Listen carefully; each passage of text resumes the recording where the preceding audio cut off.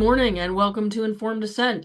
This is your news of the week for January 17th, 2026. This week, the U.S. Supreme Court stepped directly into the fight over sex-based protections in law and sports, hearing oral arguments in Little v. Hecox, out of Idaho, and West Virginia v. BPJ, cases that will determine whether states may continue to recognize biological sex when protecting women's athletic categories, or whether sex itself must now be treated as a suspect classification under constitutional and Title IX law. Glenn Goldis will be joining us in our second segment for some legal analysis. In New Jersey, lawmakers closed out the legislative session without passing a proposed gender healthcare shield law that would have codified protections for pediatric gender medical interventions. While the state continues to operate under executive guidance, the bill's failure ensures the debate will reopen under a new legislature. Against the backdrop of growing turmoil in Garden State Equality, the state's largest LGBTQ advocacy organization. And we will be getting into our first segment for a deep dive. In Missouri, the state Supreme Court delivered a parallel signal, upholding the state's SAFE Act and reaffirming that decisions involving irreversible medical interventions on minors fall within the authority of elected legislators, not administrative agencies acting alone. That's your news of the week, and now onto the show. Good morning. Welcome to Informed Dissent. This is for Saturday, January the 17th. I am Jamie Reed, whistleblower from a pediatric gender center and the co-executive director of the LGBT Courage Coalition, and I will have my two co-hosts introduce themselves today. Go ahead. Thank you. My name is Lauren Legere. I am the other co-executive director of the LGBT Courage Coalition. I am Corey Cohn. I am literally a cat herder. Also a communicator and commentator on various gender perspectives, including what it's like to transition, become disillusioned, and choose a different path through life. Thank you for sharing your cats with us as usual. Which cat was that? That was Ichabod. Okay. So this week's show, as usual, two parts. We will have a guest in the second half talking about the Supreme Court and our trip to Washington and everything that went on there. But we wanted to start in a different state, the state of New Jersey. I've been to New Jersey once, I think, to some place called, was it Cape May? Oh, you were in Cape May, New Jersey. Okay. Corey, have you ever been to New Jersey? I've passed through it, but never deliberately been to New Jersey. Oh, I used to go every shade. summer. What's that? I used to go every summer. It's what we call going down the shore. Go to the New Jersey beaches. Wildwood, Ocean City, Cape May. They got like a boardwalk and rides and stuff and a beach. Yeah, that's a Philadelphia sort of holiday spot.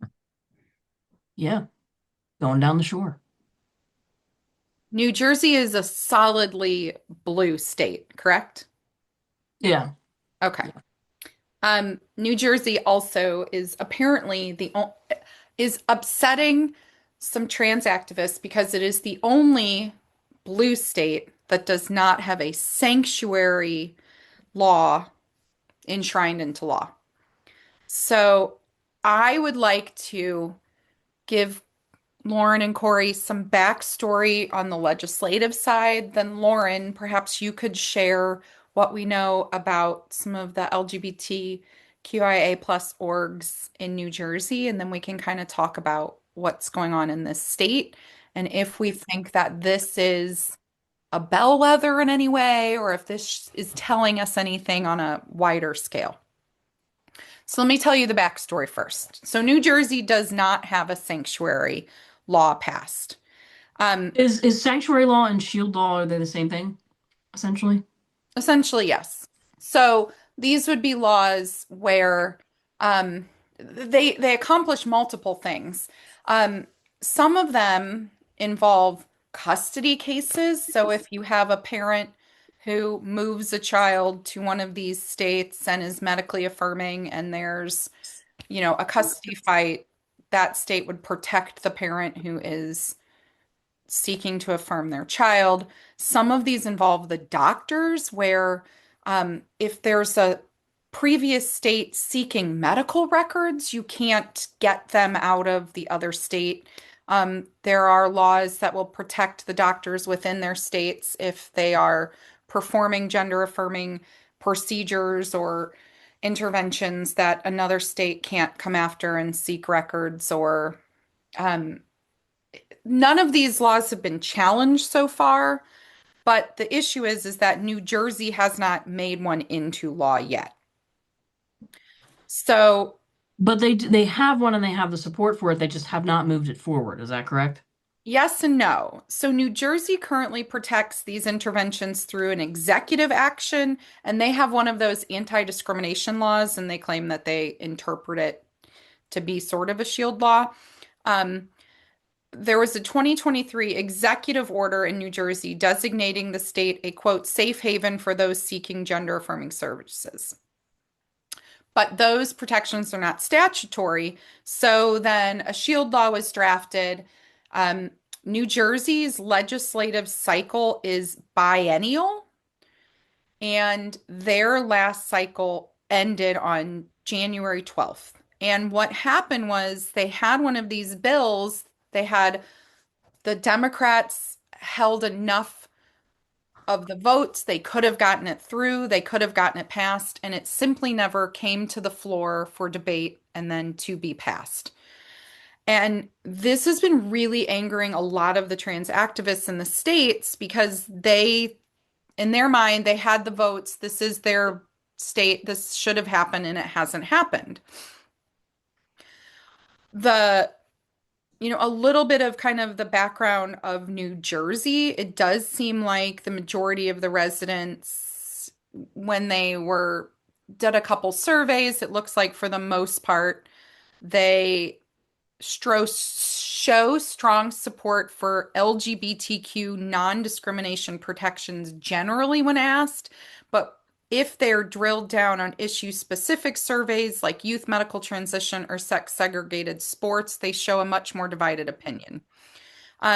Another analyst noted that trans issues just don't rank high among top issues for New Jersey voters.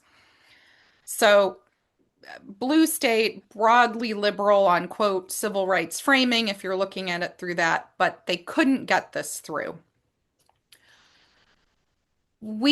Our org has not even advocated in New Jersey.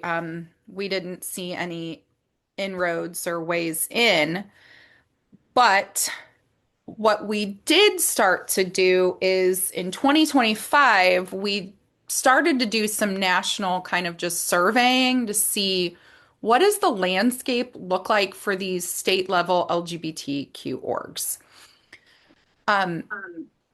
What I think is really interesting is a lot of people know like ACLU, Lambda Legal, HRC are kind of like the national level organizations, but there's this huge network. Every single state has its own LGBTQ org. They're named different. They often have pretty good, decent size budgets for their state. Yeah, 6 and 7 figure budgets. Yeah, and for the smaller states, there are probably 8-figure budgets in the larger states. Yeah, these are orgs that they network and they meet normally once a year for a conference where they send their state rep and then they all kind of pool together. But they're working in their individual states on just individual legislation. To me, this just is representative of how big of this, how what we're up against is so big, because there's this like, we all know there's millions of dollars at the top level national orgs, but that exists in the state level orgs too. So we started to do a little survey and just check out what are each of the state level orgs, what do they look like? And one of the orgs that came up is called Garden State Equality. It was one of the organizations that we dug into and contracted during our initial outreach. Um, what we were trying to do is send kind of an email and say, hey, would your state level org be willing to talk to, an LGB group of medical professionals? And can we, let's chat about pediatric gender medicine. Um, New Jersey's group said, no, thank you. We want nothing to do with you. Probably not as nicely as that. But Lauren, do you remember when we first kind of started looking at this group and we found their Oh, I do. okay. Yeah. Do So we started looking at this group, like maybe who can we reach out to, right? We get to the there's usually a biography page of people high up in the organization, um, maybe board members or whatever. Um, and after reading through the biographies, it was very clear that we were not going to be talking to these people. These people were not going to be talking to us. And just as a small taste of what we're up against here, I'd like to read one of the executives' biography. can we I'm can gonna, we can we frame this? yeah, yes, Okay, please, because I need please. to frame this for Corey.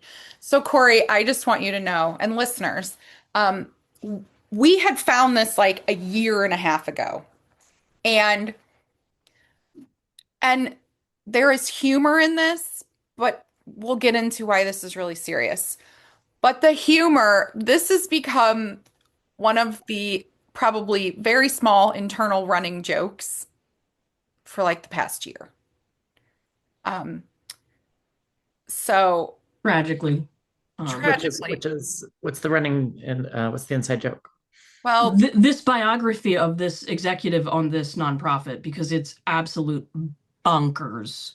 And I would personally like to do a dramatic reading of this biography, if you guys wouldn't mind. I think our listeners might appreciate this. Keep in mind, this is someone um, well, also high keep up. in mind that this has now been scrubbed from their website for a reason we'll get to shortly. Yeah, Okay, but but this, this is someone high up in a well-paid position in a well-funded org that has direct connections to like people who are making laws in New Jersey. This person whose biography I am about to read. Becky Dale is a process of becoming love and joy. You too? Maybe all of us.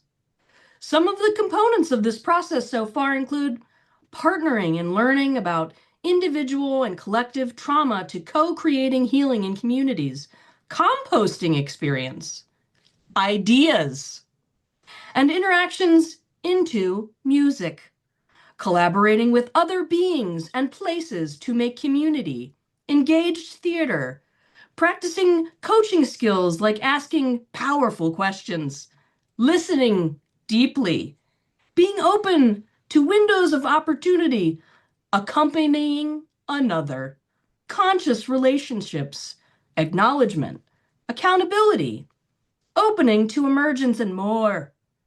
Learning about and working/practicing to undo white supremacy and all forms of domination and exclusion. Parenting and learning from children. Biking, hiking, and canoeing in the woods. Building cross-species relationships. A dog, birds, mice, butterflies, bees, plants, and more. Not cats, eh? Recognizing and repairing harm done, allowing and metabolizing pain and hurt and grief. Lots of ups and downs, letting go and letting come. Experimenting with new economic and system models to build equity, and practicing mindfulness meditation. This process will likely continue to include many of these things. What else may it include? The possibilities are endless. Becky works with individuals and groups engaging the wisdom of all in shared leadership and co-learning. She is currently the Self-Healing Communities Coach for Garden State Equality in New Jersey and recently served as a consultant to New Jersey Office of Resilience. From 2001 to 2020, she worked as the Chief Program Officer at Minnesota Community Caring for Children, where she oversaw community education and engagement work towards understanding neuroscience, epigenetics, ACEs, and resilience, and building self-healing communities. Additionally, Becky provides education in emotional intelligence and coaching for community resilience. She is a company member with the Wonderlust Productions, where she writes music for community-engaged theater. Becky is a certified transformation coach and facilitates peer leadership circles through Propel nonprofits and independently. She's passionate about working for racial justice, environmental justice, liberation for all, and experimenting with new economic and system models that build equity. This is a real bio from someone who has actual influence, and I would like if one person could explain to me what the hell I just read. Well, I would like to, but that's all the time that we have for today. So please join us for the second half of Informed Dissent. Okay. No, seriously. I need to Okay, let's take the rest of the story where it goes. Okay, so this is Becky Dale, and probably for the last year and a half, every once in a blue moon, when something got really shitty or we were all having a bad day, Lauren would just say something like, "Remember, Becky Dale is a process of becoming." Love and joy. You too could be a process of becoming love and joy. And so this had been this weird little running joke. Oh my God, your cat, Corey. Wow. Okay, so this had been this like weird running joke for a while, and all of the sudden, about a week ago, Lauren, you brought to my attention that this organization was in the news. Yes, and seemed to be panicking because as I recognized they were in the news, I also went back to look at this crazy bio, and most of this website was completely scrubbed of anything. Okay. So what we went to find out is that in December of 2025, this organization's executive director, this is why this is both amusing but also not amusing at all. Christian Fusacanaro, I probably just slaughtered that name. It's not Pablamo, so it'll be okay. Christian resigned following reports that he had been arrested on child endangerment and assault charges involving a minor who was in foster care who was living in his home. Does that mean like spanked him or something worse? So it's something worse and something that I cannot fully explain. So Christian was arrested because there was a video From inside the house. inside the house, and apparently there are video cameras that had been set up inside the house. And Christian, in the video, pulled the younger foster child out of bed and slapped him around and beat on him and threw him up against a wall. But wasn't it like Christian like literally got like popped out of bed in the middle of the night? Yes, like just pulled went into this kid's room and started beating him up. And it's all on video because he has his whole house under cameras. Which there's something really very normal. Yeah, very normal. But I mean, honestly, I mean, of course, but I mean, go ahead. Okay, so the charges were not publicly disclosed for several weeks after the arrest.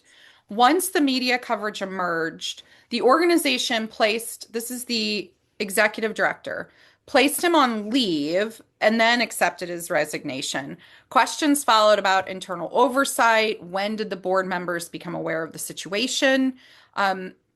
Again, as Lauren said, they had scrubbed their whole website. They scrubbed out basically all of the other bios and individuals who had been on the board. This is a really big organization in New Jersey. There were some reports showing that they had received a couple $1 million in state level grants. Wow, that's taxpayer money. It is Yeah, taxpayer money. And this exactly. was one of the largest organizations that were pushing for this sanctuary bill to be passed in the state of New Jersey. I was really troubled by this report and what it really started getting me to think about again, because, you know, we had been thinking about how absurd this bio was. And I'm just going to say this, Becky Dale was probably the worst of the bios on the website, but But Lauren, they were all bananas. They were all the same gobbledygook, like not saying anything. Um, every single one of them, I think, said something about white supremacy and trauma and half of the board are they, them yeah. pronouns. Um, Also, pretty sure Becky Dale's a man. Just putting that out there. I don't know. And the name itself, Becky Dale, in this person's own biography is in Is in quotation quotes. marks. Okay. So, I just spent way too long reading every news article I could out of New Jersey about this org, who knew what when, how did this happen, where do they go from here? And I just kept thinking about how, follow me if you could. This is an organization whose internal culture had been trying to reach this, like what they saw as this pinnacle of moral, intellectual posturing. mhm. They were the intellectual nonprofit advocates. They They're good people. but they Right. probably would like call you out on like the smallest microaggression like you could ever possibly like have, right? Like that's their internal culture. And yet their executive director physically harmed and beat a foster child in his home. Like, how are we at this point where, like, have we reached the point where, you can't even see, what's the phrase, like the forest for the trees? Like, they are so Mhm. concerned about that moral posturing that they're not even seeing, like just the basics of what is physical abuse, what is a pure, to me, then I go into the thinking like this explains to me why on some level they weren't willing to engage in just basic dialogue. Can we talk about the science around a puberty blocker and cross-sex hormones and surgeries for kids? Like to me, it went from, they have all of this abstract belief Language. It's just language. language, though. It's just language. It's not actually rooted in any kind of real, like, morality or sense of duty or respect to your fellow man. Like, it's just words. Like, it's just words, and those words mean nothing, or their meaning can change depending on who says them and what tone they say them in. And it's just, yeah, people have made careers off pretending to be great people. Well, and I don't, I don't know that anyone in the org had foreknowledge about what Christian, was doing in his home. But I still think that the professional incentives reward so much virtue signaling and like this ideological correctness that they've really, I just feel like so many people have drifted away from just ordinary basic accountability. Like Yeah, well, there's virtue signaling and there's actual virtue. And what's more important to these orgs is the signaling. so the outcome, whether it is related to what happened in this LGBTQIA org or not, is that the session ended in New Jersey and they never passed their sanctuary law. And I wonder now, on some level, does this, is New Jersey now in play? Are they gonna go back and try to get a sanctuary law still passed? Um, do we continue to try to look at these state level LGBTQIA plus orgs and see, are there any other, not like, is there any other, oh, are they all being abusive, but are there any members open to having a dialogue about what is real harm versus like virtue signaling harms? Right. Because they talk about like undoing trauma and everybody's talking about grief and becoming accepting yourself and blah blah blah. But in on the back end, they're saying, you know, kids should be puberty blocked and be on cross-sex hormones and get surgeries, and so should everybody else. And no talk of the actual, like, what are these procedures we're talking about, and could they not be considered harm?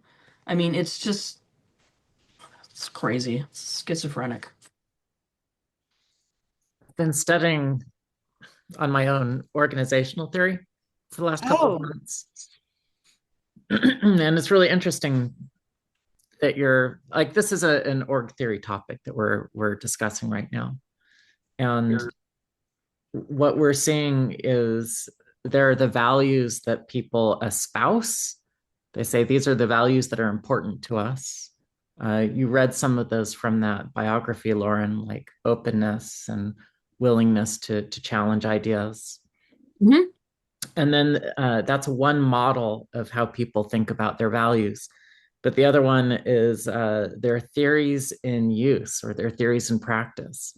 So the values that they bring into the world are not necessarily in alignment with the values that they say they value.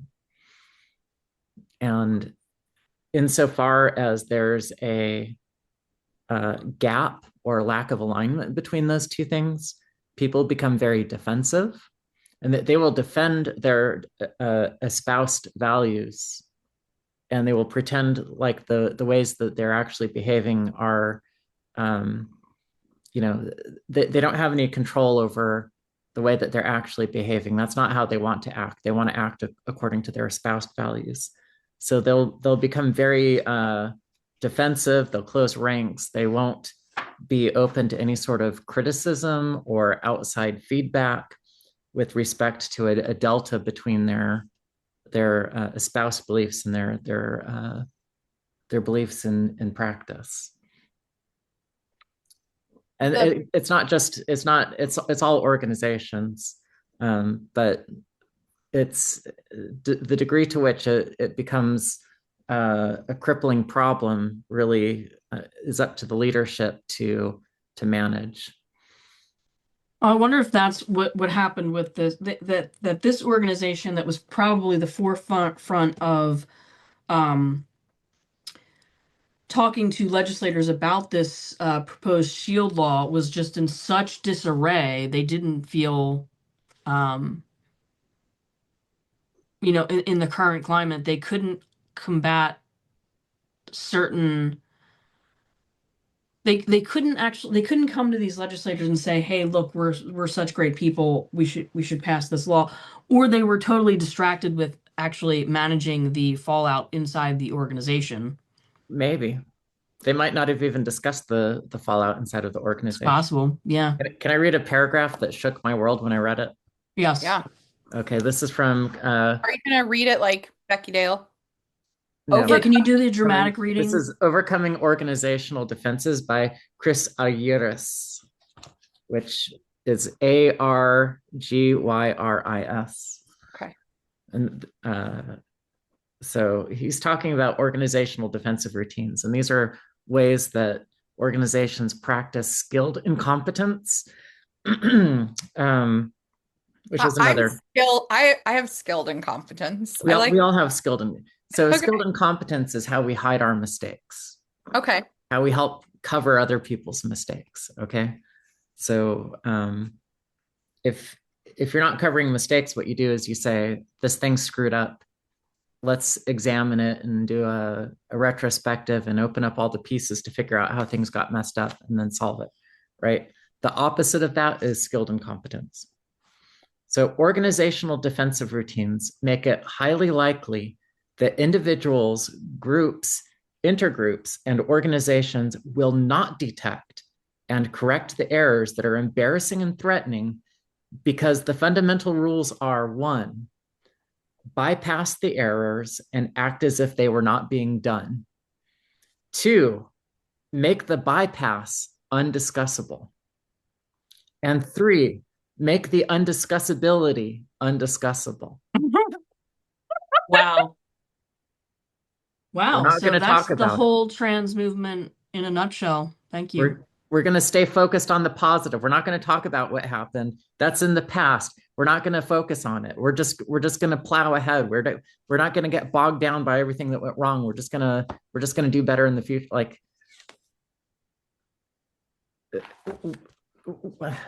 sorry, everything that we discussed just reminded me so much of that paragraph. I had to share it with y'all and with our audience. Wow. Okay. We So can't, it's this, and it's this, and it's this. Which I covered my ears and my eyes and my mouth for anybody who's Yeah. Hear no evil, see no evil, speak no evil. That's it. That's the defensive routine for these organizations. La la la la la, it's not happening. Great. Yes.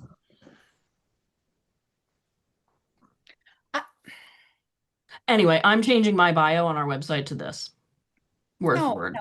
Yeah. Oh, absolutely. Word for word. I want to bring in a really random pop culture reference and see if this ever is applicable or if there's a way orgs could work this in.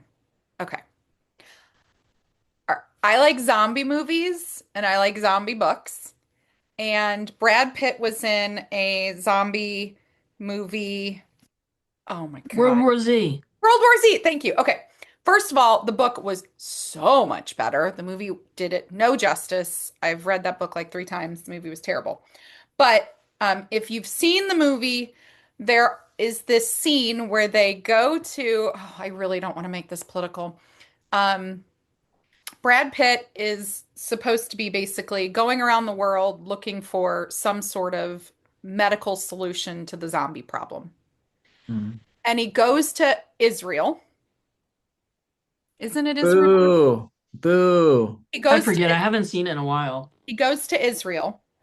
Yeah. And Israel was doing like they were fighting the zombies. Like they were like the one country basically still standing because they had built this wall and they, like they responded really quickly at the beginning. And there's this scene in the movie where he's talking to like one of the soldier guys and he's like, "Well, how is it that you responded so quickly and you built this wall and you knew to respond quickly?" And the guy said, we had this policy in our organizational structure always from the beginning that if every single person says, "Nope, can't be possible.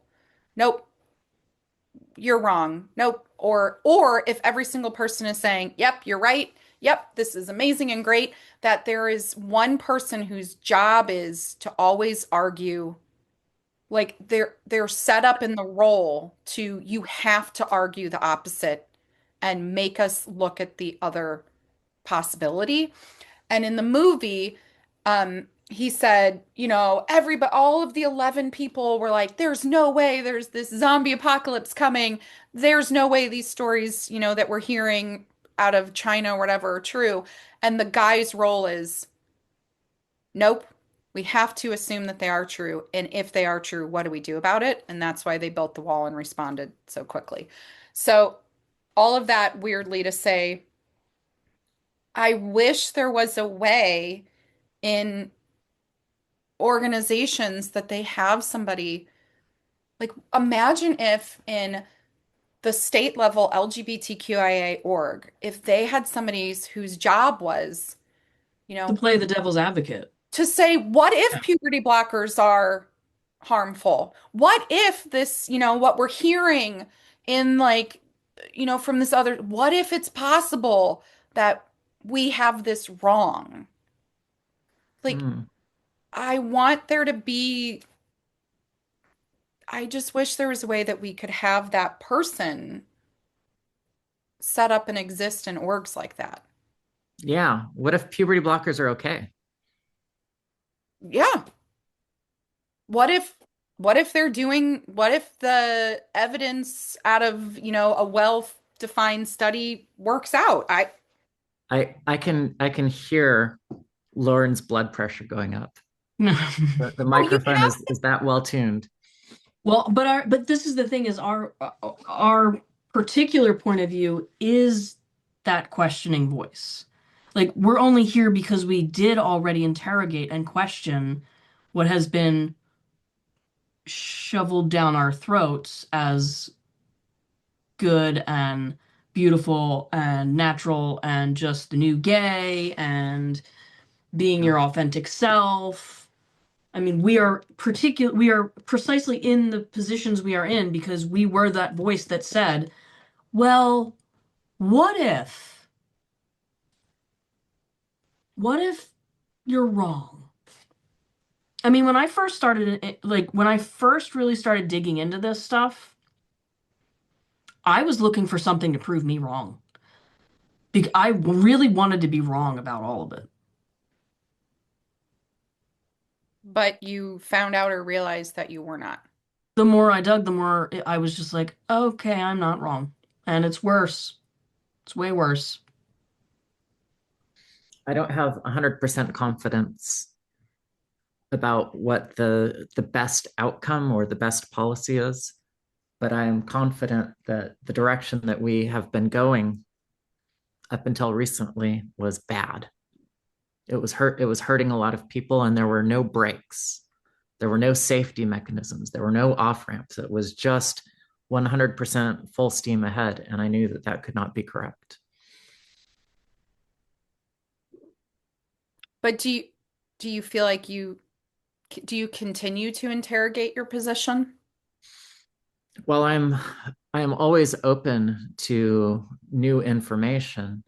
It's just been that in the last 5 years, when there are uh, pieces of information that seem to support the affirming side, the research itself or the arguments themselves or the data itself is faulty, Yeah. right? So you want to interrogate the quality of the claim, and the quality of the materials that make the case for gender affirming care is trash quality.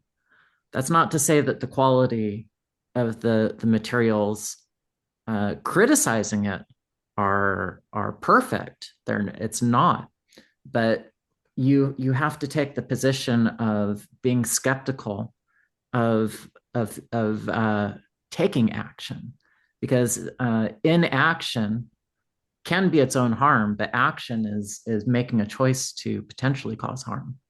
So the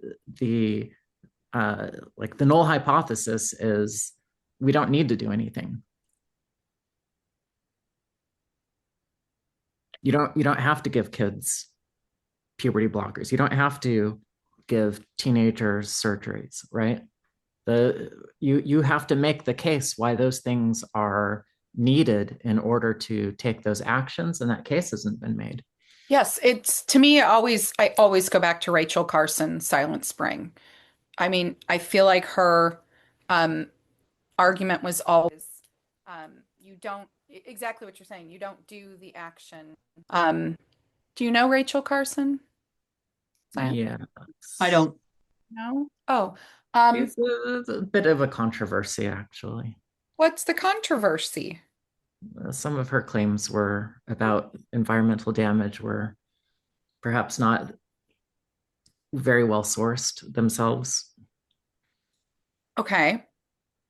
I think that the concept, though, what her art, I think the basis of the argument was you don't put something into the environment or make the change until you can prove that it's safe. Right, That is the kind of core structure right. that I always look back on. Lauren, she wrote this book, Silent Spring, in 1962. It came out, and she was looking at Silent Spring was referencing the songbirds, the loss of the songbirds dying because of the use of DDT, a pesticide that was, I think, rolled out around World War II. Um, it's just it's to me it's just a framework of no, you don't roll out a new chemical into the environment and then wait. The chemical companies want to put it out and say, "Oh, we're selling this. You prove to us that it's dangerous." Right. I, I always felt like what her argument was no, you don't put it out first. You prove first that it's safe, that it will not cause any harm. And I always think about that when I think about what you just said, Corey, about like trans care. You don't give the puberty blocker and then say, "Oh, we'll find out 30 years from now if it caused harm." Right. Like you don't do that intervention. Yeah. You you have to have some idea of what the costs and the benefits are. And this whole like what I was just reading from that book, the undiscussability of the mistakes, potential mistakes inside of gender affirming care. It's completely suppressed. So suppose that it wasn't us three that were trying to make the argument. Let's just say it was somebody who was maybe in WPATH itself who said, "Hey, I don't think that we've done due diligence. Let's really try to make sure that our recommendations are the correct recommendations."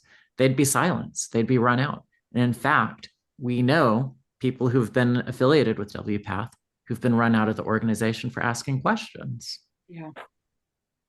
Not even just WPATH, though. All of these organizations. I mean, Sure. The American Academy of Pediatrics. Right. Completely defensive. They've completely silenced any pediatricians' questions or objections. They even rewrote how you could make objections or raised questions to silence some people who were making objections and had questions about gender affirming care. That's exactly what happened to me working in a gender center, though. Yeah. They were like, "Stop asking questions. Stop saying there's concerns." If they were confident that they were going the right direction, they would not be so defensive. Do you think it's like they're internally confident or that they know?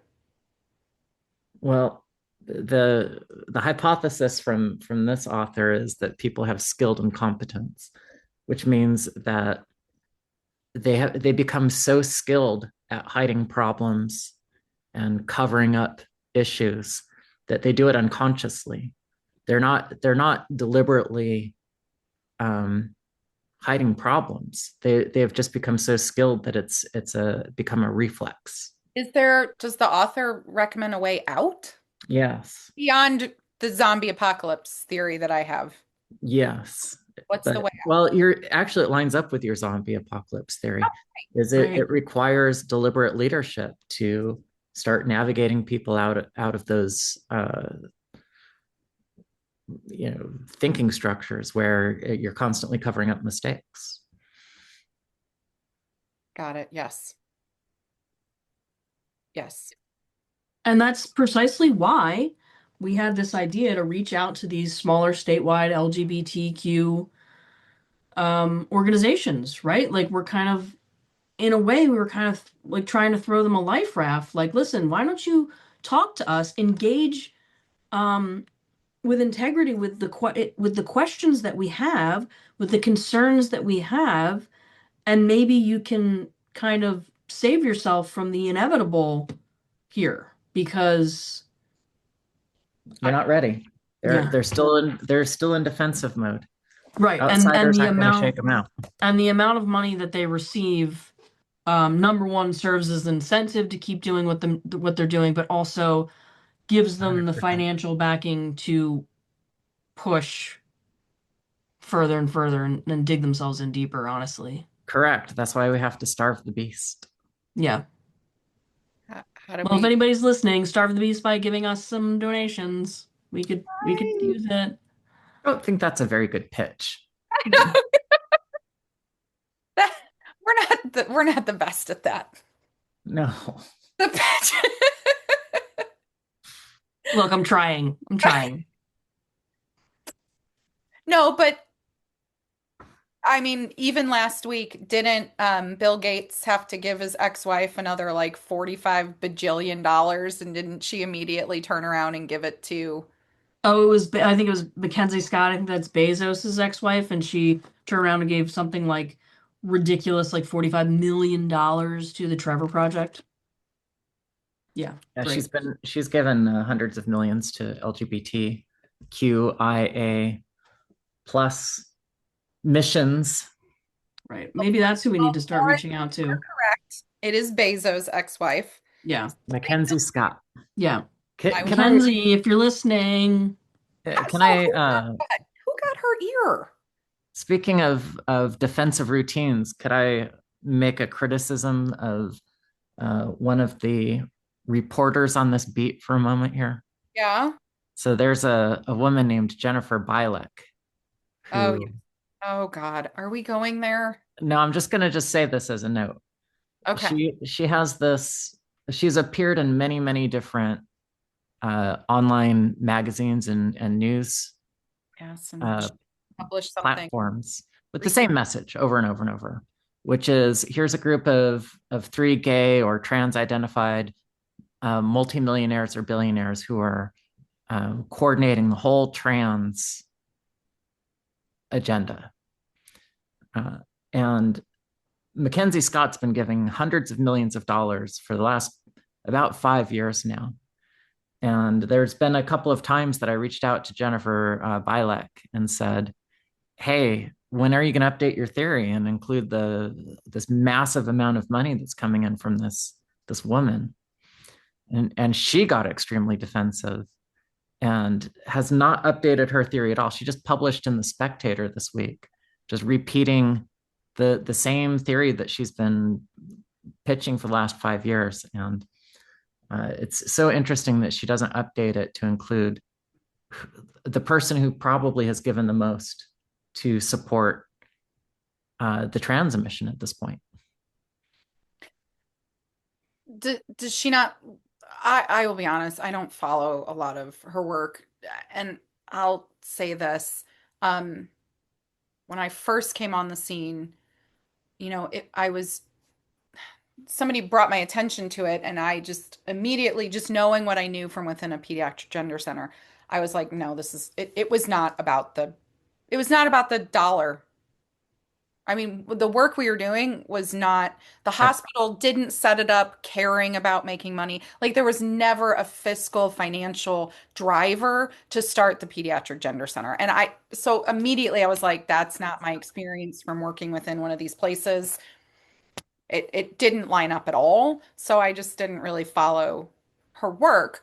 But are you saying that she doesn't look into the philanthropy side? Well, I think bringing it full circle back to what he was pointing out in his book is that she doesn't, and I'm not saying anything about her particular work because I'm not as familiar with it either, but I think what he's saying is that she's refusing to incorporate this new information because it would then kind of It's that upend her entire thesis. Yep. I don't know, isn't a good thesis meant to be challenged and potentially upended, and then Yes. Yeah. okay. Correct. I'm gonna do a very poor pivot, but I like this phrase skilled incompetence, and I'm wondering if we are thinking that it's something that will carry over into discussing with Glenna about the Supreme Court justices. I feel like the question and Maybe. thought process from our Supreme Court justices this week was skilled incompetence. I'm going to put it in my bio too. Skills include skilled incompetence. Oh, God. What are you in the process of becoming, might I ask? Is it joy and love? I am in the process of becoming. What? Becoming. Oh, you're okay. Well, that We're all becoming. We are all becoming love and light. Joy. Oh God.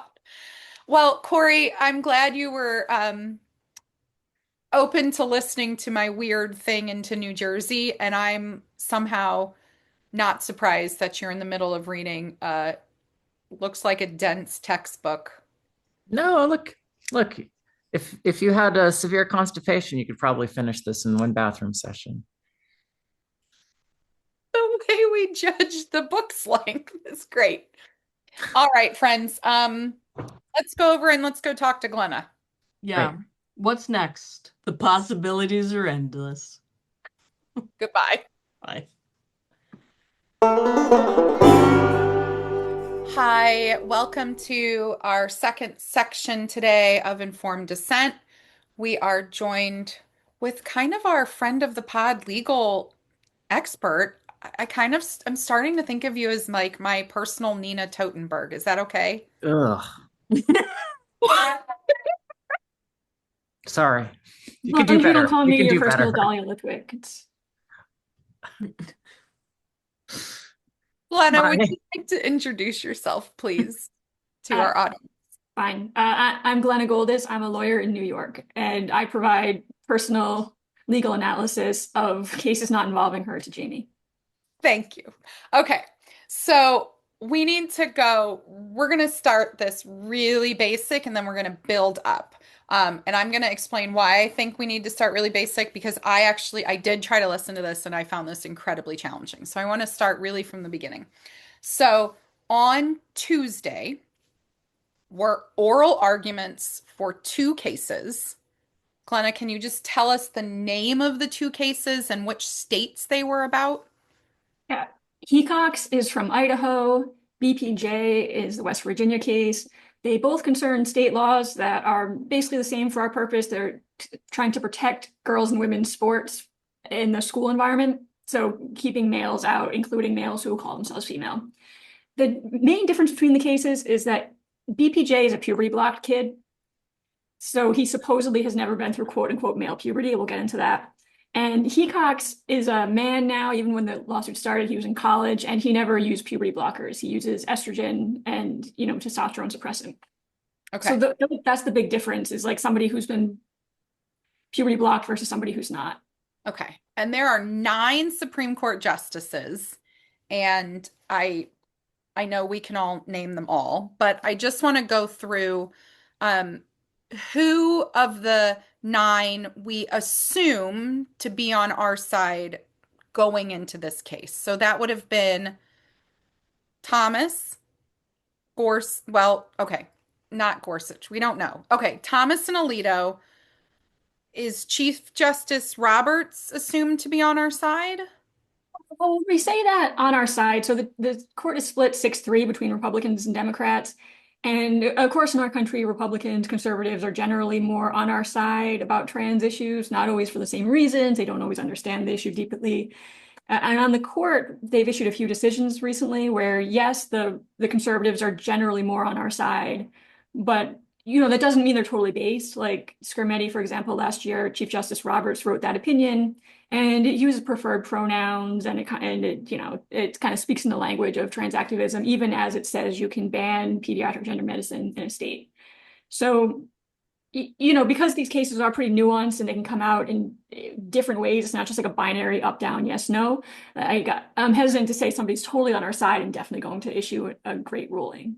Okay. Who are the 6 Republicans on the Supreme Court?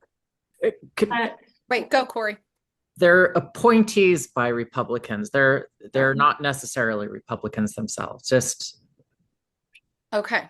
sorry for jumping in. Because they are appointed for life, they also might, I don't know how many times people's political alignment changes over their lifetime. I've experienced it a little bit myself, so maybe some of these justices might have that experience. But who are the appointed by Republican justices?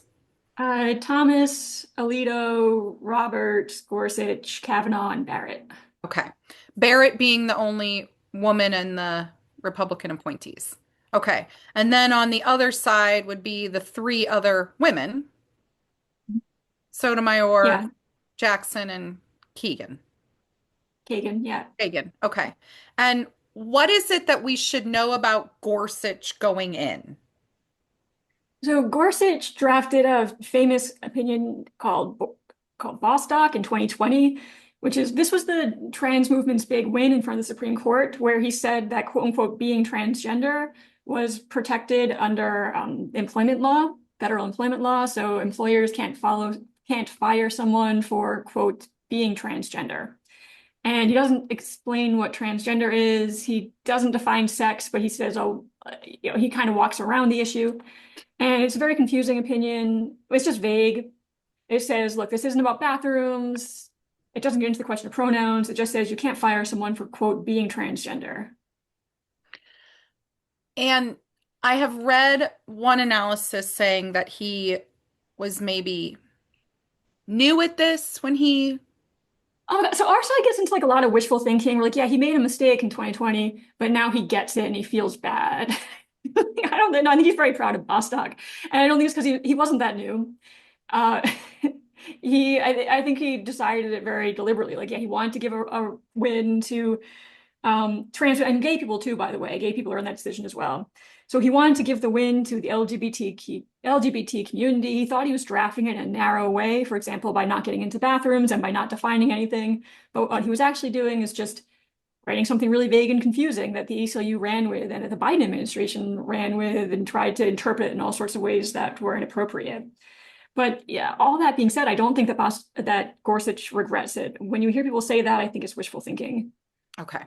And Roberts is the Chief Justice, and Roberts can either write the opinion for the majority or can he assign it or let someone else? Explain who gets to write opinions.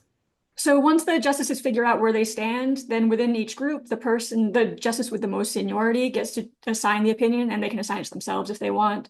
So he's the chief, so that gives him the most seniority, and we assume he's going to be in the majority, we're hoping. So then so this is what happened in Skermeti. He assigned it to himself. Okay. And so if this falls upon party lines, we could expect a 6-3 vote. I also read something today where they were thinking that there might be a 6-2-1 where Sotomayor and Jackson, I believe, might write, and then Keegan sides with them but doesn't. Yeah, so of the liberals, Jackson and Sotomayor are more dogmatic, and like you can just tell in arguments that they care what the left thinks of them, basically. And so they're just like the hardcore like resistance libs. And then Kagan is like a more nuanced intellectual type of person. And her opinions are smarter and they don't always fall along these predictable party lines. And so there's more speculation that she will not just, swallow the Democratic Party line on boys and girls sports.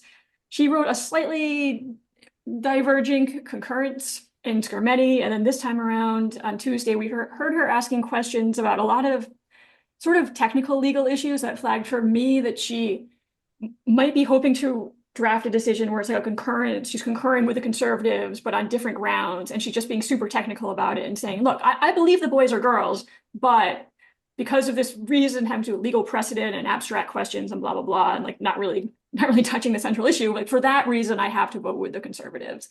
Like it seems like she could do something like that. So it could even be a 7-2? Yeah, that's possible. Okay. So Aaron in the Morn wrote a piece saying that it was his assessment that or thought that the right might lose Barrett on this. Was that based on questions she asked? I don't. Because she has a questioning style, and she said this where she believes that she uses the contested language of trans activists. So she used the word cisgender, and her tone of voice is often sympathetic when she's asking a question. But then she'll turn around and issue an opinion that's very contrary to them. So I think people get excited about what she's doing, and they're really just misinterpreting. Okay. Yeah. So she like in Skermeti, she asked questions about. Everybody was freaking out after Skermeti based on her questions. about like the history of discrimination against trans Yes. people. Yeah, and then she wrote a concurrence. I was like, "There's no history of discrimination against you people. I'm not giving you rights." It was really harsh. And I'm still hopeful about her because in Mahmoud, if you remember from last year with the trans books for kids, she had these lines where she was like, "Hey, you guys are teaching this stuff like it's 2 + 2, and it's not." like, so she gets that there's an ideology at play. So I remain hopeful about her. Okay. Okay. So Go ahead, Lauren. I was just going to ask if Glenna could break down for our audience what this ruling will establish, what it will not establish, any kind of variation in between, like might they do X, Y, and Z? You know, what are the parameters around what these rulings could actually mean? It could be super small or super huge. It's totally up to the justices. So, I mean, the question before them is, are these laws protecting girls' sports at the state level, are they unconstitutional? And do they conflict with Title IX? So they could find the easiest outcome, and hopefully the most likely is like, they're not unconstitutional, it's fine, you can protect girls' sports, and they don't conflict with Title IX, which also says in a different way that protecting girls' sports is good. So like that's what we're all hoping for. They might get some of the lingo wrong, whatever. But then there's all different ways it could go. Like, I mean, the ACLU had a line in there where they're like, Title IX doesn't require separated sports by sex. So like if the ACLU gets what it wants, the justices will say, hey, everyone's been interpreting Title IX wrong. It doesn't require a girls' team, which would be huge. And again, that's like an extreme outcome, but you can imagine like maybe the liberals team up with the libertarians. I don't know, like that's kind of dangling out there as a thing to be scared of. And the ACLU is saying don't define sex, which is wild because sex is contested in this case. And they're like, look, other words have gone undefined before. And it's like, well, not when they're being directly contested and causing this like nationwide culture war, and everyone's filing lawsuits about it, which are the subject of what we're talking about right now. Like, aren't they bringing the case based on sex discrimination? Yeah, yes, they are. That's correct. Okay. And so like several justices were like, you could tell it was such a crazy thing the ACLU was saying that the justices were like trying to get their bearings. So like Alito kind of saw it coming, and he had like calculated a certain line of questions that were smart, where he's like trying to nail them down. He knew they were going to try not to define sex. But Roberts is just completely gobsmacked, and he's like, oh, you're not really saying you don't want to define sex. Oh, you are saying you want us not to define sex. But you mean you're not really saying. Like, it's just like a really funny colloquy, because that's never, you don't like that. It's so basic that it's never taught in law schools or anything, that you need to define the word if you're wanting it to be interpreted a certain way. If it's the basis of your client's rights, then you need to talk about what it is. One would think. Yeah, so we could enter a world, if the ACLU gets what it wants, but like nobody knows what sex is. That could have serious ramifications, not just for school sports, but for every kind of sex discrimination lawsuit. So just like employment law, if you're trying to bring a lawsuit saying my employer discriminates against women, well, you can't say that anymore. The ACLU, they didn't say it in this case, but in other places, they've given what they want sex to mean. And they actually did go off on a tangent and say what they thought sex should be in the BPJ. And then they were like, just forget we said all that. We actually don't want you to define it at all. But what they want sex to be is sex characteristics and things connected to sex. So not sex, but, and the example they gave, Joshua Block for the ACLU gave one example of what he meant by a sex characteristic that could be the basis for a sex discrimination lawsuit. And that was, again, so it's not like being a man or being a woman anymore. Instead, what it is, he says, is having limp wrists. So he says that sex discrimination, his one example of what like a good sex discrimination lawsuit is that the boss says, I'm not going to hire anybody with limp wrists. And the ACLU says, that's outrageous. We object. That is sex discrimination to say you refuse to hire somebody of whatever sex. We don't believe in sex with limp wrists. And then they bring a lawsuit. But it's sex discrimination. That's sex. Okay. That is the one example they can give of what sex discrimination. Oh, besides, so I guess two. So one example of sex discrimination is not letting boys play girls' sports. The other example is an employer who discriminates against anybody who happens to have a limp wrist, male, female, not that we believe in those words. So that's the ACLU's conception of reality here. Okay. And the upside is that it'd be very hard to bring a normal sex discrimination lawsuit. If your employer actually discriminates against people for being women, then you can't even articulate that in the world of, it's like, people who have limp wrists, but also small hands, not for any particular reason, but yeah. So I'm writing a blog post about this so I'm still sorting out my thoughts about like if the ACLU won everything that it wants, what would the world look like for sex discrimination lawsuits? And it's pretty much Armageddon, but I'm working out the details still. So that's the worst possible case scenario. What? Yeah. But it's my understanding that this case specifically will say they are ruling on whether you can have sex segregated sports. They are not ruling on whether you must. Or could they also bring that in? I think they could bring it in, but everyone's agreeing that they don't have to. And that, again, like the courts usually try to decide things in the most narrow way, so they're probably not. But that being said, they'll probably have some lines in there that would be used by advocates on both sides because these cases are proceeding through the courts related to Title IX, like throughout the country, because of, for example, the president enforcing Title IX against schools that allow trans. Yeah. So I think even if it's not like, I think there are some people who tell you, no, that is not going to happen. They're not going to rule on whether schools must. It's like, yeah, but that question is going to be implicated. So I have a question then. If they do not rule that schools must have sex segregated sports, then that leaves it open to, like, in my mind, what would happen was that half the states will have sex segregated sports and the other half will not. But when you're talking about national championships, like, so how would that work? Like, wouldn't this eventually have to come back to the Supreme Court? Like, won't there eventually be some kind of challenge between a girls' soccer team, let's say in Wyoming, has to play the championship out of Maine, and the championship team out of Maine is full of boys? Yeah, that's a good question. And there's definitely going to be more litigation following this. I think it's very unlikely that this case is going to solve the girls' sports question once and for all. For what you're talking about with people kind of crossing the lines between places with different rules, that might be like the Riley Gaines lawsuit that's been filed, where, she went to NCAA championships in one state, which had certain laws, and then NCAA had its own rules. And I think it might be an issue there. But yeah, you're right that it's all a cluster and sort of this time bomb.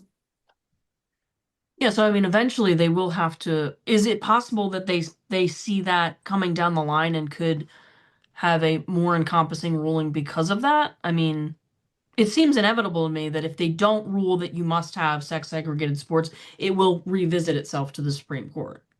Yeah, I think you're right that they should do that and they have enough information in front of them for them to make a decision that decides it once and for all. But just based on what I heard the other day and knowing how this issue plays out, I think they're going to just try to go as narrowly as possible and just decide one question at a time and let the science develop. And all of that adds up to not deciding it all in June and leaving some things open and saying, oh, well, we know the states have different ideas and there's some kind of that came up a few different times of like this idea that, well, maybe we want to let West Virginia be West Virginia and let Connecticut be Connecticut. Okay. Corey, do you have any questions? Can you name 5 female athletes? No. Then why do you care about this? I like Jen Zay's response to this, where she was like, I don't know 5 female prisoners. I'm so really pissed off about men raping them. Like, tell us a little bit about the strategy that the ACLU is using around this issue generally, because it seems like in the first case, in the Hecox, they were trying to withdraw the case and they weren't allowed to. yeah, so somewhere along the lines, ACLU realized that they should not argue self-ID. So self-ID means that like if you are a girl, then you Okay, I have to Yeah. interrupt you for a minute. Why don't they just say, this is what I listened to the whole transcript. Why don't they just say, we filed this case, this person, is an adult who went through male puberty. We change our mind. We don't want to argue with this case anymore because this is a bad plaint. Like, why don't they they did just say that in so many words? Is that what they actually said?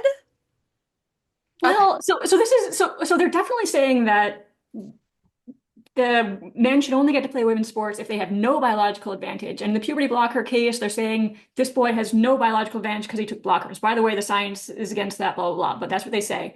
But then in the Idaho case, where the guy did not take puberty blockers, they're still arguing he doesn't have an advantage.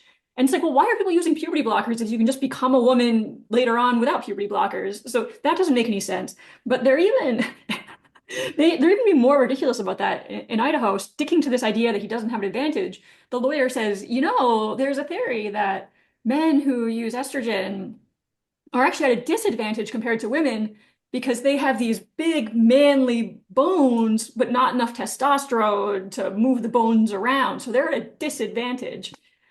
That's crazy. But that's what they're arguing because they have no shame. I don't know what to say, Jamie. Like Okay, so let me just see if I understand this correctly. So the ACLU is throwing out the self-ID argument, and they're leaning into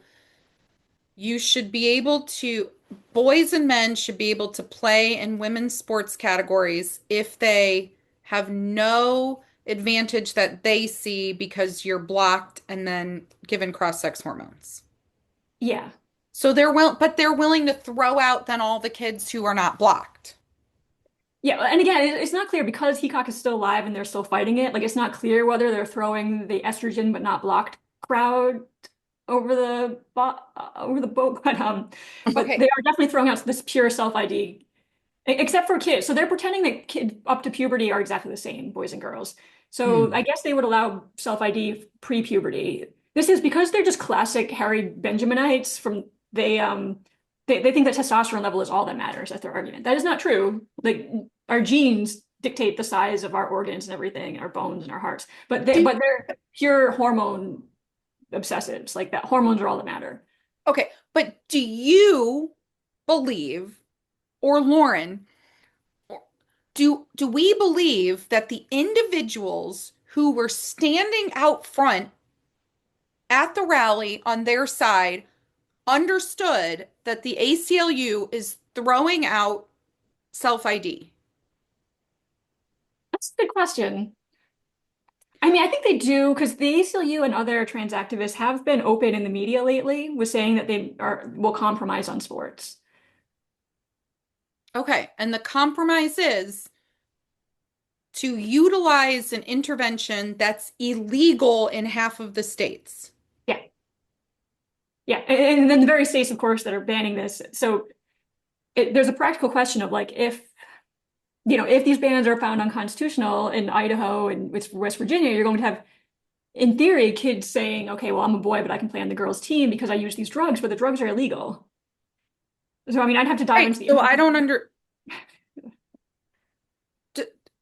Okay, but the Supreme Court justices are smart and they know that. They know that they're asking to carve out for kids who are seeking to use an intervention that the science is not. Yeah, I mean, the Supreme Court might like that fact because they're like, hey, this is moot. We're not actually affecting anything because kids in those states can't access the drugs anyway, so there aren't going to be any boys. Of course, they're wrong. Like those kids are accessing the drugs, but the Supreme Court doesn't know that. Okay. Yeah. Sorry, you stole my thunder a little bit, Jamie. I do want to go back to this question around the ACLU because a lot of these lawsuits started when the Biden administration was in power, and it looked like that there was going to be a successor Democrat administration after that. Like nobody thought that Trump was going to get reelected, especially nobody in the ACLU. Well, actually, these started, I think, during the first Trump administration in 2020. Heacock's definitely did.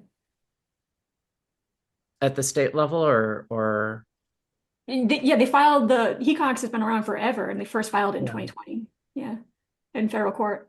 All right. Well, that might challenge my assumption, but I was going to lay out maybe the ACLU thought that the judicial environment for them was going to be extremely favorable on these issues.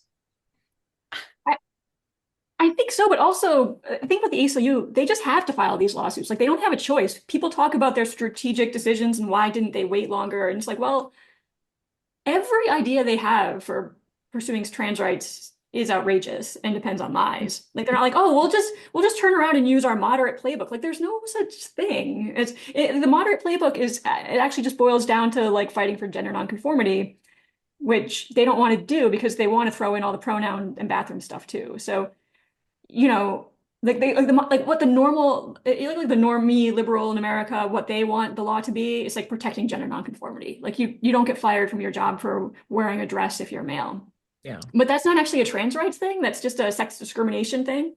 Yeah. So for many years before this, yeah, there's a Supreme Court decision on this saying that like a woman doesn't have to wear makeup, and if she's discriminated against for not wearing makeup, then that's illegal.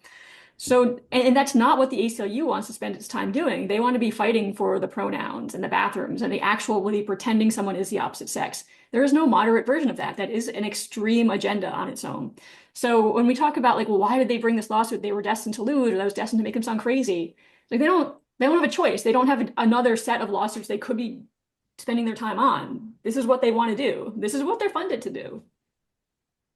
It's sort of like legal suicide, though, because. But is it fundraising suicide? Well, no. So if their goal is to make money, then that would explain behavior differently than if their goal was to cement some sort of favorable policy that they wanted. Or protect their reputation. You know, I was reading articles in the 2000s, they were the most respected nonprofit in America, most respected like nonprofit law firm.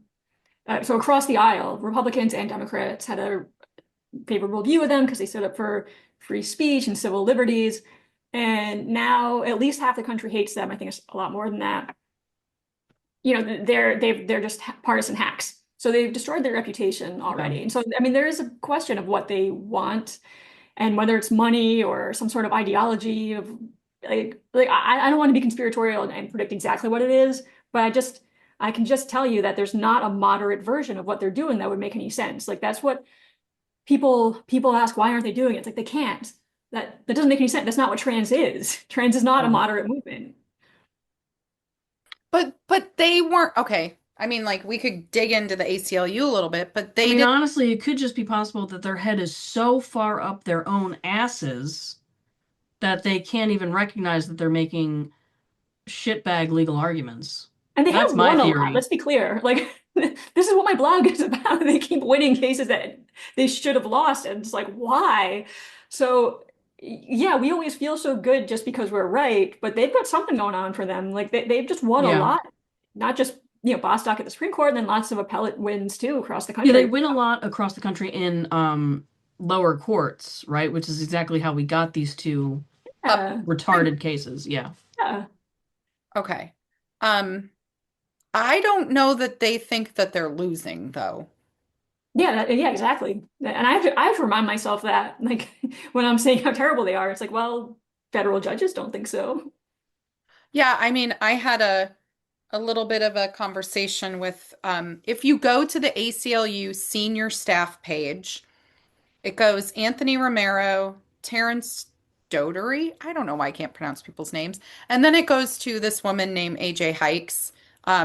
She was at the Supreme Court out front. I had an interaction with her. I did say to her, you are losing.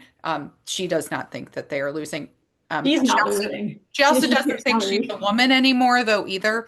She thinks that she has become a mythical third unicorn because she's a lesbian who cut her breasts off and started testosterone and has a little chin hair. So that she does her not. rally speech included the line, "Remember who you are." She was like chanting that. Yes. Remember, she literally forgot she's female. Yes. Yeah, it was a very lovely interaction, I will say. She was pissed that I had the audacity to walk over there and try to shake her hand and introduce myself. She was just like, yeah, very upset. So she knew you? She knew that she wanted to call me a racist and a transphobe and a bigot. She knew she wanted to say those things to me. Yes. So, yeah. Can you talk a little bit about the actual hearings? Yeah. When you listened to it, it wasn't just jumble Oh yeah, I read the transcripts, and so I understand what you're saying when there are parts that are really confusing because they are talking about other cases, cases that are obscure. Like I hadn't read the other cases they were referring to, and that has to do with like, the ins and outs of this area of law and how exactly to apply equal protection standards here. So yeah, and let's see. So what part should we focus on? There are, like I said, I Well, think Kagan likes that technical stuff. I don't know if all of them will be too. but Hecox was okay. First of all, were these oral arguments long in your opinion? Were there a lot of questions? I think they're on the long side. I mean, I only follow Supreme Court cases when they're like big famous ones that are probably running long. So I think we were Okay. there. I think it was like an hour and a half for each case. Is that right? We got out I around don't know. one. I feel like Hecox was longer by a little bit than Hmm. BP. But anyway, they were engaged. They had a lot of questions. Okay. And then BP.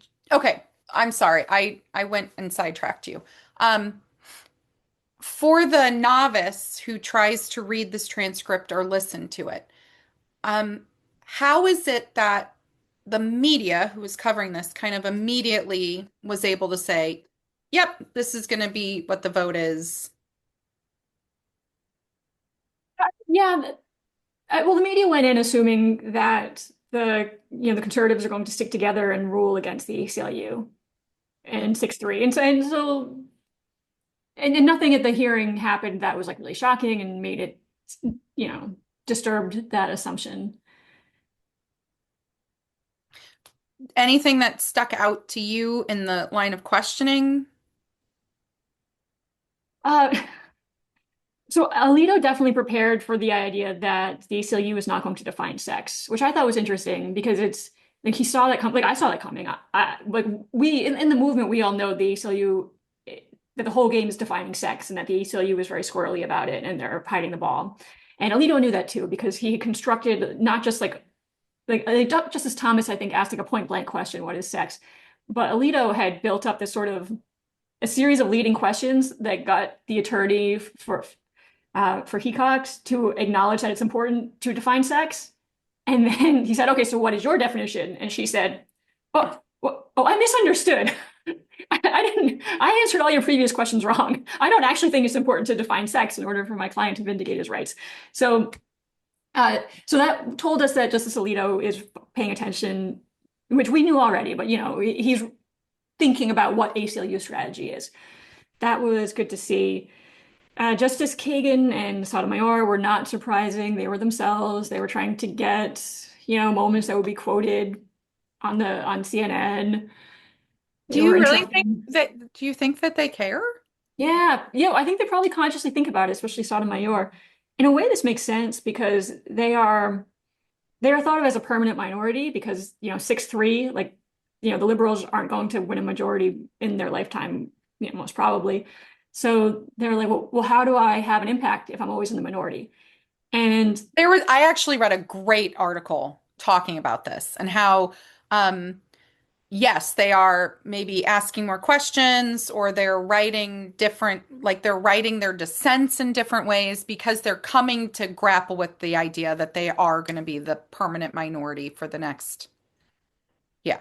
yeah, and it's very fatalistic. Like in history, like you referred to before, Jamie, like some justices have either changed sides or the courts just haven't been so partisan and always viewing every case as like left right and always coming out in a left right way. So, I mean, if you were really ambitious as one of those liberals, you would think like, I'm going to, pick off Justice Barrett on this one particular issue where she cares about an obscure legal thing and that overlaps with my interest in the social justice piece, like whatever. That's the ambitious way to go about it. And there's speculation that Justice Kagan takes that approach. But with Jackson and Sotomayor, it's like they don't care. They don't think they're going to change any conservative's mind. Okay. Oh, and Sotomayor was so gross. Because she does the empathy thing, so she was just going off on, like, well, in the Idaho case, she was just going off on this Solicitor General there, like, but don't you care about the human beings at stake? You're talking about like how there are so few, but each of those people is a person. Don't you think that's meaningful? And that is like her Sotomayor's go-to when she has no logical argument to make, which is often. So she, Yes, they're male people. They're male people, Hmm. male individuals. yeah, yes, very rude term, but That's that's what we care about, is the male part of the individuality. yeah, she's never had a word for the people on the other end of these cases, the humanity of, yeah. So she's definitely going to write an opinion that it says nothing about the girls impacted by this. Can can I ask a question about, you brought this up earlier about language though, and it is of interest to me. So Barrett used the word cis. When I was listening, I don't, the justices referred to, it's Lindsay Hecox and Becky Pepper Jackson. Both of them, the only pronouns I heard describing them were she, her.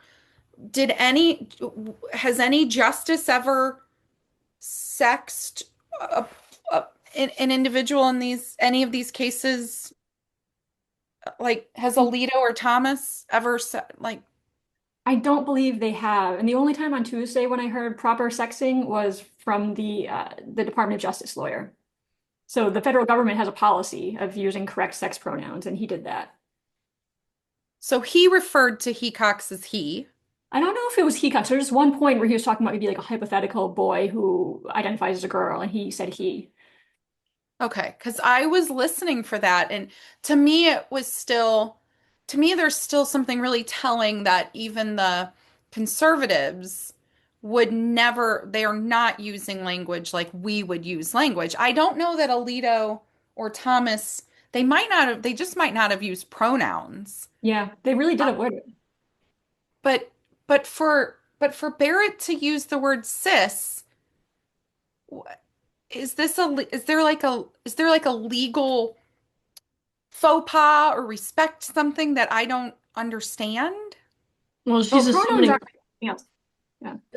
these words, like she's assuming a category that two categories that don't exist, Mhm. right? So I feel like that could be problematic down the line because, again, these things are only audio, only transcript, and particularly in the written word, it is, to me, inaccurate to be using wrong sex pronouns. I mean, if somebody reads this 20 years from now with no concept of what was happening now, they'd be very confused.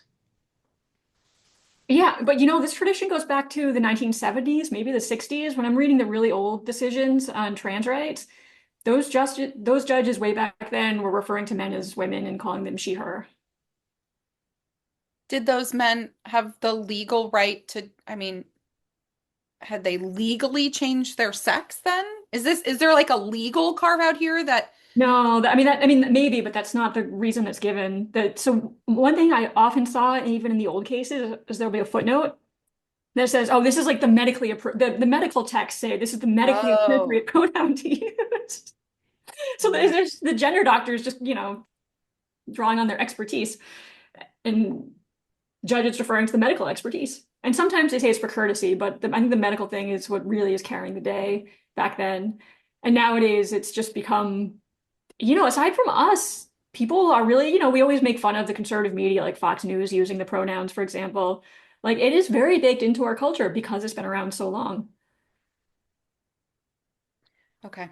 I think it's hard and it's telling that on some level we're arguing something at our highest court, and in essence they won on the language, and there's not even a consideration, there's no real consideration if the language itself is, I don't know, it's just mind-boggling to me.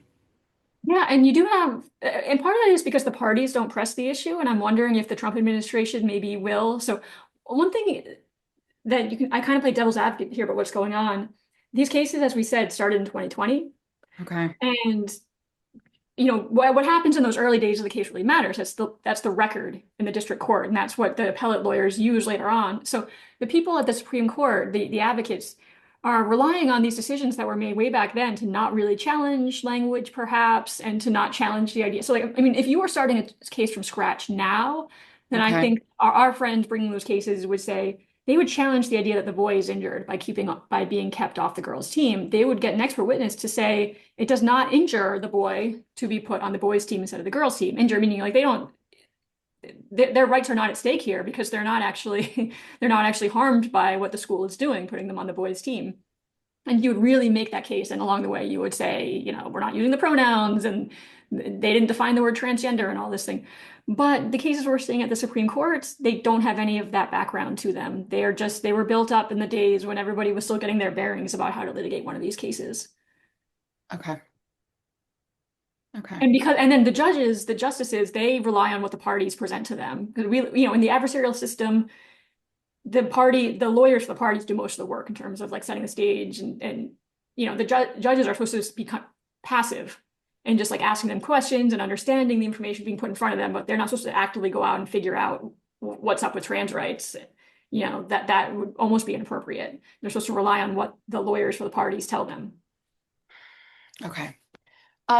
Let's do this in the time we have left. Can you share with the listeners when we expect a ruling? How does it come out? When do people start looking for it? And then let's talk a little bit about our experiences outside. Does that work? Sure. Okay. So the Supreme Court's term ends in June, and that's when they drop their big blockbuster decisions. We expect that to happen then, but it's possible that the decision could come sooner, but probably not before like April, but most likely June. Okay. And then they release it in its written form on their website. Yeah. Okay. Okay. Let's talk a little bit about what it was like out front. Corey, you were the only one not there. Well, except for Ichabod and Dorian, they didn't go either, right? Right. Sadly, none of us were there. Okay. From your home vantage point, what did you think or see? Did you follow us on X? I had to imagine that y'all were placed about arm's length from each other because there was so much bleed over from each other's PA systems. Yes. That it made it very difficult to hear the statements that were being made. And at some point, it just became too much to try to make it through all the noise. So unfortunately, I stopped listening to it because it was just too noisy. It was very loud there as well. I mean, it was, because it was hard to focus in on any one speech because there was loud, amplified voices coming from one side, loud amplified voices coming from other. There were people with bullhorns. There were people shouting. I mean, there was music playing. It was a tale of two realities, really. It was kind of surreal in some And I feel ways. like the physical distance in between is maybe 5 feet. Yeah, maybe 5 feet. Yeah. Oh, that's really packed in. It was there. I think that there were more people there for this one than there were for Scrimeti. I definitely think so, yeah. It seemed like our crowd was bigger. There was less hostility. At least I felt that there was less hostility at this event than there was last year at Scrimeti. Like I was not called a dyke a million times this year. But it was still there were definitely tense moments there. They did not like our org's sign, our banner that we had out that eh, they didn't like our Stop Trans and Gay Kids sign. They didn't like the banner. Our banner said chemical castration is not medicine. Save girls' sports, save boys' bodies. And they really did not like that. They did not like it. At one point, they came over our side. They tried to crowd us out, block the sign. Okay, but Corey, I'm sorry, Lauren, to interrupt you. I want to add this. So our side does not have its own police force. So what I mean by this is that there's the federal police, there's the police that are there, the actual police. Then we come, and then on that side, the ACLU trains up these people who are wearing yellow, like traffic cone vest things, they're not wearing a traffic cone. That's not what I meant to say. Yeah, the safety vests. The safety vest. Okay. Mhm. They're wearing the yellow safety vest. They have like an identifier, like name taggy thing. Like it's not even, it's like ACLU volunteer. A lot of them have medical packs on, like they're almost like look like they're dressed out to be a lifeguard. They'll have like, like medical things with them. Yeah, Um, to flush the pepper spray out of one's eyes. exactly. That's what that is. It's Yes, anti-riot. yes, they're Thing. trained. Okay, but they're trained. Um, at this event, when the they try to kind of hold the line, and they're not holding the line against us. They are holding the line to keep their own people in. Oh, that's good. And so when these individuals came over to try to block our banner, get in our face, cause a conflict, the ACLU trained individuals and came around them and then slowly pushed them back. And we're having conversations with them, telling them, no, we're not doing this. You need to de-escalate. You need to, like, they have to police their own people. Wow. I I find hope it really interesting that we don't have to do that. I'm glad that everybody on our side was well behaved, or at least I hope that's the case. I, for the most part, I think so. Oh, But we don't have a whole system in place. And this is when we talk about like organizational structures. I don't want to I don't want to have to build that. Do we have to like I persuaded one of our friends to stop yelling "fuck you" to the other side, and we hashed out some alternative chants. So that was my contribution. yeah, that's not a very productive chant, right? So yeah, no, I mean that had if our security problems can be handled with me, then we don't have a problem. Yeah. no, we don't. But is that a holdover? What is that? Why does the ACLU even have that? Because last time in Skirmity, they were running over into our side constantly, and they shot up testosterone right in front of me. Remember that? Yeah, it Yeah. was not a good look for them. It was not a Yeah, good we look. we were And I posting it mean, online because it just again, happened right like in front at of us. Skirmety, I was being called a dyke. Somebody showed up with a bullhorn when Ben Appel was taking the stand to call him a faggot repeatedly. Like, that's not a good look. Yeah. This year they just came with the trans flag with the Satan emblem over it. Oh, Yeah. yes, I've seen it. Yeah. And I guess they thought that was a good look. I don't know. But really, I think those people were there to make sure everybody's feelings were okay. Because I don't think if there was actually a physical confrontation, they were going to be worth a shit. Because it took them a while to, when a bunch of people crossed over and kind of crowded us out, tried to block our sign, it took them a while to like convince their friends to back off. Like they were still it took a while. It wasn't like they were like, "Hey guys, you stay on our side," No, they had to like crowd them out. We had to crowd them out, and then we turned the banner so that they couldn't just walk all over us. Yeah, we turn the banner as an actual barricade, kind of. Yeah. But they did not like it, and I think what triggered it is that they saw there was a lot of reporters there, a lot of photographers for reporting outlets that were taking pictures of our sign. Like they wanted to get a picture of our banner. And And I don't think that they did not like that because again, they don't want to engage on the actual medical harms. I'm so Because glad that your approach was to talk about not only the harms to girls, but also the harms to the boys that are being enlisted to violate their sports. yeah, well, we need to talk about again. We always say this that it's all downstream of the medicalization of bodies, particularly of children.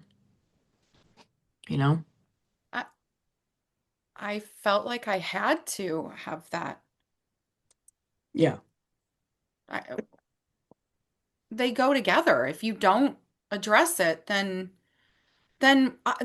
I think one of the worst outcomes could be is this concept that the ACLU wins any sort of like idea that, oh, the more you harm the kids, um, then they can participate. Right. There was Right. a parent, I actually wrote this down. A parent said this last night. A parent with a trans identifying son said, "How disabled does a boy need to be until he is defective enough to be considered a girl?" I think that was from one of the Supreme Court. I think that was a question posed, wasn't it? By one of the, it wasn't? Oh No. no. No, that was her own thought of, that's how the ACLU is framing this. You Yeah. have to disable the boy and be, this is her language. Yeah, intentionally disabling a child. Yeah. Yeah, nobody, uh, I mean, sports is not our primary issue because it's the medical, but I've always thought that they're downstream from one another. Absolutely. Yeah, and the medical quackery is at the core of the entire issue. So whether Yeah. it's sports or parental rights or free speech, I think I'm always going to be wanting to remind people none of this is real. Like this is all flowing from Harry Benjamin's 1966 book, The Transsexual Phenomenon. He was a quack endocrinologist trying to, make some dollars. Like, I just constantly want to be reminding people that's what we're talking about. It's not some ancient philosophy. It's not a real religion. It's definitely not science. It's just like this guy, Harry Benjamin, and nobody has even improved on his ideas since 1966, except for the genius edition of puberty blockers. Thank you, Peggy Cohn Ketnis. But, like we got to remind people what this actually is. It's not like just to Yeah. blow apart the mystique. Yeah. Um, I did give a speech at the rally, and um, we have some very strange bedfellows in our movement, but we didn't need any internal police force to make sure we didn't have any conflicts. So there's a win. Yeah. Glenna, do you think we're going to be at the Supreme Court again soon for more cases? Yeah, I think the parental rights cases are bubbling, and we're hoping that the Supreme Court takes one of them. I think it's just barely possible that that would be heard this year, but probably not, probably bumped into next year. And we also have free speech battles all over the country. So there's a Olentangy, we'll find out soon if that school district is appealing. So that was a pronoun case at schools where the school district lost the Sixth Circuit. Next step would be Supreme Court. They have to decide soon whether to seek Supreme Court review. And then there's the pink armband case out of the First Circuit, New Hampshire. That case was argued before the First Circuit, and once we get a decision, we'll see if they appeal to Supreme Court. So yeah, parental rights and First Amendment I have an eye on. The pink armband, that's the parents of girls that are being forced to compete with boys. They weren't allowed to even wear just a pink armband in support of their girls because that was transphobic. Wow. Well, it looks like we're going to have plenty of reason to talk to you going Again in the forward. future. Gonna have to keep coming back, Glenna. And I will be busy in my process of becoming love and light and joy. Glenna has no idea what you're talking about. Well, No, I watch the first definitely part don't know of why she'd be doing that. watch the first part of the episode and you'll understand. Okay. All right, well, that's all for this week, folks, I think. Yeah. Thank you, Glenna. Thank you, Corey. Thank you, Jenna. Jamie. Sorry, What? Jamie. And then I was gonna say Ichabod, and then I realized it's Dorian. I'm talking to Corey's cats. Never mind. Goodbye. I Hi, everyone. Before we go, I just wanted to close with two stories from the Supreme Court this week. First, the turnout. Seeing an entire girls' soccer team travel to the court to stand up for sex-based protections was probably the most powerful thing I felt and saw while I was there. But just as powerful was the growing presence of the Democratic parents who showed up. And you did so because you know this isn't a partisan issue, it's personal. I want to actually give a shout out to Diag this week. You did an extraordinary job of bringing people together, building community, having great signs, and just reminding everybody that showing up in person really matters. I gave a speech at this rally, and honestly, I was really scared to give it But the presence of so many of the diag faces and the LGB faces made it so I knew that I wasn't alone. Second, I just wanted to share that every time we travel, we meet someone who talks to us about how much this podcast means to them. We hear your stories. At the Supreme Court, a woman let me know that she trained for and ran an entire marathon while listening to Informed Dissent on her Saturday runs. Every mile, she said, every Saturday when I was training, I listened to this show. Knowing that we shared even a tiny part in her journey was an honor, truly. I only ran a single mile this morning, so I'm also completely inspired by her accomplishment. We know, because we hear your stories, that listening to you is really not about the news. For you and for us, it's about processing. And a lot of times we've been doing this alone. The stories that we know we don't cover on this show may be the hardest ones of all. It's your loved one's transition, the family conflict, the hope for desistance or detransition. We know that your stories are part of what you're processing when you listen to us discuss the news. You're not invisible here. So thank you for spending part of your week with us.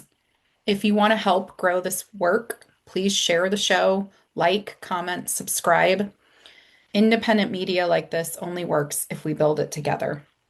And every single share or every like that you give expands the impact. So, as always, stay informed, stay running, and stay ready to dissent. Thanks.